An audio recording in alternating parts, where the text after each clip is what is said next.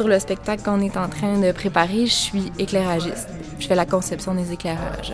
Mon poste commence au tout début du projet, donc avant même que les répétitions commencent. On fait des rencontres avec un metteur en scène, un scénographe, concepteur sonore pour se dire un peu où s'en va le spectacle, lui donner une orientation artistique et puis s'entendre sur ce qu'on veut dire par le texte qu'on a choisi.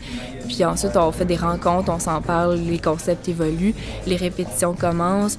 Nous, on assiste aux répétitions, moi en particulier, pour voir si on est toujours dans les mêmes idées artistiques, puis pour voir aussi comment les comédiens se déplacent dans l'espace, où ils sont, à quel moment, quelle utilisation ils font du décor, pour après, moi, pouvoir les éclairer. Ensuite, en salle, on accroche les projecteurs, puis après, il faut les focusser, qu'on appelle, c'est-à-dire les pointer où ils doivent éclairer. Puis quand tout ça est fini, on s'assoit avec le metteur en scène dans la salle, puis on fait des intensités. 3, 2 pieds, 1 pied, 6 pouces, stop!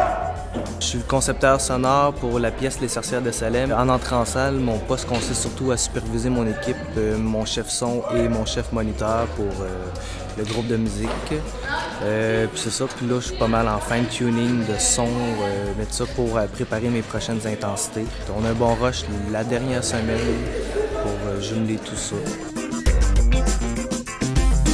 Le processus pour la scénographie, ça commence au début avec le metteur en scène.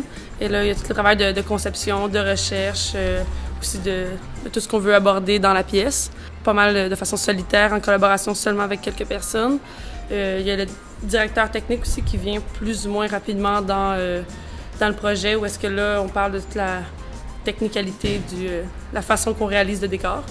Et là, ensuite, il y a toute la mise en branle du processus avec nous. Est-ce que là, on voit comment les matériaux, la recherche des couleurs, comment ça va fonctionner sur scène. Donc, tout le travail aussi de dessin technique. Et ensuite, une fois que les ateliers commencent, on a tout... parce que lui, il repasse sur ces plans techniques-là. Et moi, je viens superviser pour voir si la question artistique est bien respectée d'une certaine manière. Ensuite, tout le travail aussi de couleurs.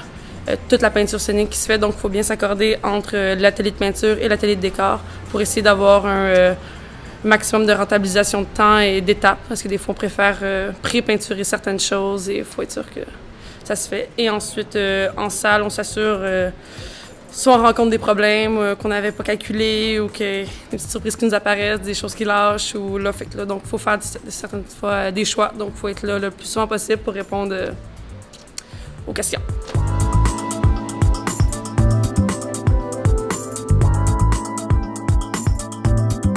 J'ai fait les maquettes en fait de costumes qui se trouvent accrochés là-bas. À partir de ces maquettes, on passe de la 2D à la 3D et avec l'équipe de couturiers et de coupeurs qui en fait s'occupe de la confection des costumes. Donc là, tu serais piqué là, puis là peut-être que tu serais pas obligé de te piquer là parce que ça va être tenu avec ton origami en bas. Moi j'aide du coup à la confection de corsets ou d'accessoires et puis de cols, s'il y a des constructions particulières à faire. C'est moi qui m'en occupe et puis j'ai des assistants, j'ai des intervenants qui viennent spécialement pour des chapeaux ou bien une patine si on a appliqué de la patine sur les costumes.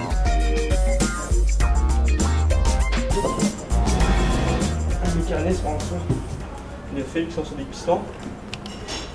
Et ça, une fois que l'air rentre là-dedans, ça pousse et ça revient.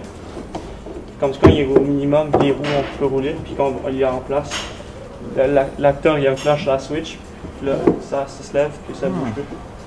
Mon poste c'est chef d'atelier en ce moment, donc ce qu'on fait, je reçois les plans de construction, je construis le décor avec mon équipe, fait que je m'organise de faire la gestion des équipes, d'arriver dans les temps, puis de la précision les plans et l'exactitude. Et ensuite, une fois que le décor est construit, on le monte sur le plateau et on monte le décor et moi je supervise le montage du décor.